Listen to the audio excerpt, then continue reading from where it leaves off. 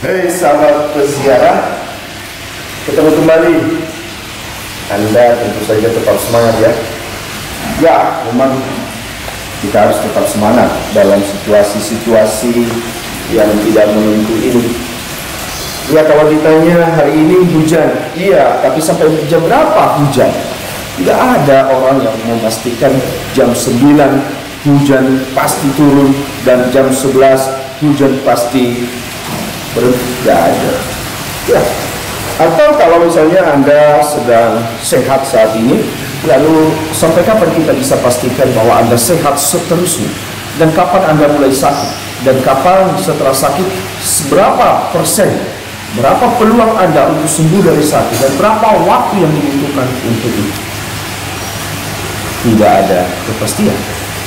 Bahkan, ya, mungkin kalau kita pikir-pikir sekarang orang yang sedang studi, orang yang sedang belajar, apakah Anda pasti lulus? Kemungkinan ya pasti lulus. Tetapi apakah ilmu yang Anda peroleh selama Anda belajar itu sungguh-sungguh bermanfaat dalam kehidupan Anda? Atau berapa persen peluang Anda bisa memanfaatkan seluruh ilmu yang telah Anda pelajari selama Anda belajar? Tidak ada yang bisa memastikan. Ya, seperti juga mungkin sekarang sahabat peziarah saya banyak yang pergi ke gereja atau sama sekali tidak pergi ke gereja. Ada yang merindukan, waduh saya rindu bertemu teman-teman saya di gereja, saya rindu mengikuti perayaan-perayaan di gereja. Oke, berapa persen peluang Anda dalam 3 bulan ke depan bisa mengikutinya? Kecil kemungkinan, karena situasi tidak selalu mendukung. Beberapa tempat gereja ditutup, tidak ada perayaan Ekaristi secara offline. Saudara dan sahabat peziarah saya mau mengatakan, ketidakpastian kapanpun dimanapun kita selalu berhadapan dengan ketidakpastian dalam hidup ini. Ketidakpastian, apakah kita berhasil atau tidak, apakah kita berkembang atau tidak, apakah kita mudah dapat rezeki atau tidak, apakah kita bisa mempertahankan segala sesuatu yang sudah kita miliki baik saat ini. Sesuatu yang tidak pasti. So, kalau begitu, apa yang harus kita lakukan? Kalau kita berhadapan dengan sesuatu yang tidak pasti, sementara hidup kita sudah pasti akan kita lanjutkan tanpa pertolongan apapun, tanpa pertolongan dari siapapun, kita harus melanjutkan hidup kita. Tetapi kita selalu berhadapan dengan yang tidak pasti itu. Silakan pikirkan.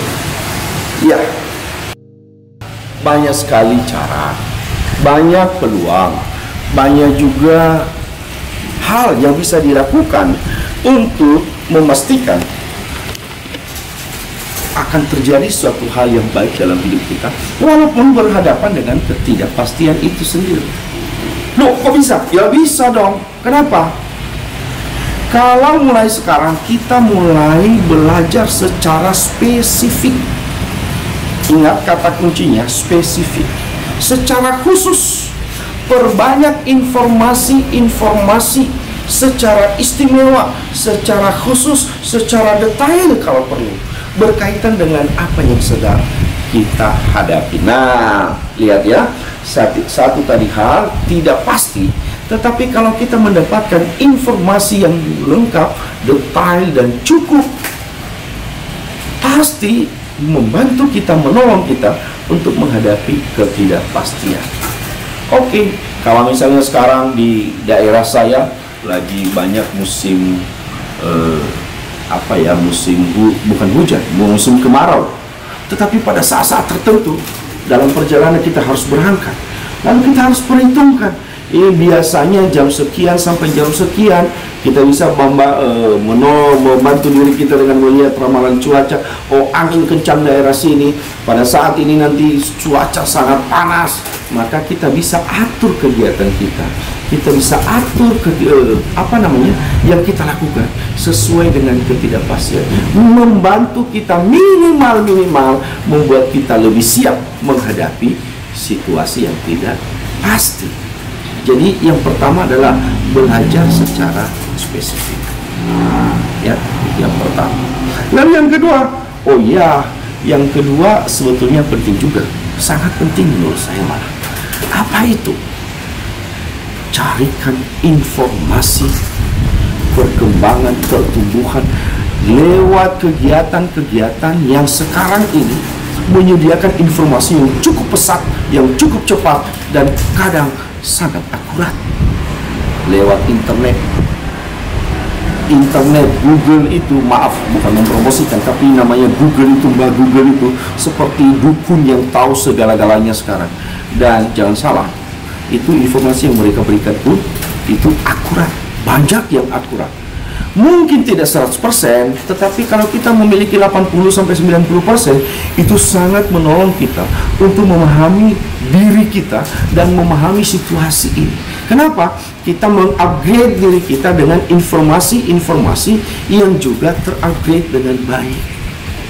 Nah, masalahnya banyak orang menghadapi ketidakpastian, dan ketidakpastian itu membuat dia lemah, membuat dia berdiam, membuat dia putus asa. Lebih parahnya, ketika dia berada dalam keputusasaan, dia berhenti bergerak, berhenti berpikir, berhenti berinovasi. Akibatnya mati tenggelam di telan zaman. Sahabat peziarah, tentu Anda tidak mau kan tenggelam di telan zaman ketidakpastian ini. Maka terus belajar, terus improve diri, dan dapatkan informasi-informasi yang akurat dan ter-up to date. Tentu saja hidup akan menjadi indah dan Anda siap beradaptasi dengan ketidakpastian kalau Anda memiliki informasi-informasi yang ter-up to date. Ya, termasuk juga misalnya yang sudah rindu, sudah lama ingin bertemu atau ingin bergabung, ingin perayaan-perayaan Ekaristi misalnya di gereja Anda. Cari kapan pastor, kapan parokimu mengadakan misa secara katakan streaming. Cari, ya banyak informasi sekarang. Tetapi daripada mengeluh, lebih bagus Anda menggerakkan jari Anda, menggerakkan apapun yang Anda miliki untuk mencari informasi-informasi itu sehingga terpenuhi kebutuhan itu dan Anda tidak gagal. Kalau kita hubungkan dengan yang sebelumnya saya mengatakan, buat target-target jangka pendek dan isi target jangka pendek itu dengan pengembangan diri. Sekarang tambahkan dengan memberikan informasi-informasi terbaru. Selamat berkembang, selamat berjuang, dan semoga ketidakpastian ini kita mendapatkan atau membantu kita memastikan apa yang harus kita lakukan minimal dalam jangka pendek.